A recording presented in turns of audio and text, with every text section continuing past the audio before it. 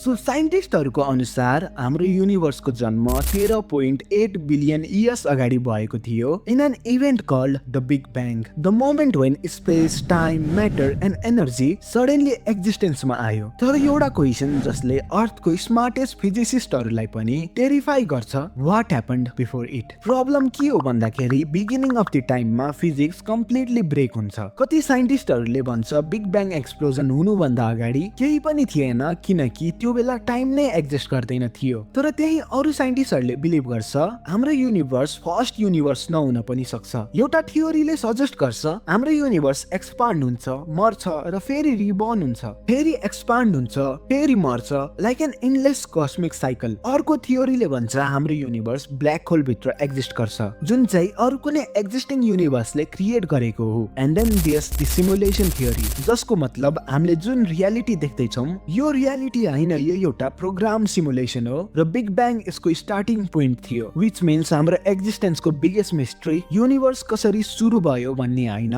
But it is कसले र किन स्टार्ट गर्यो।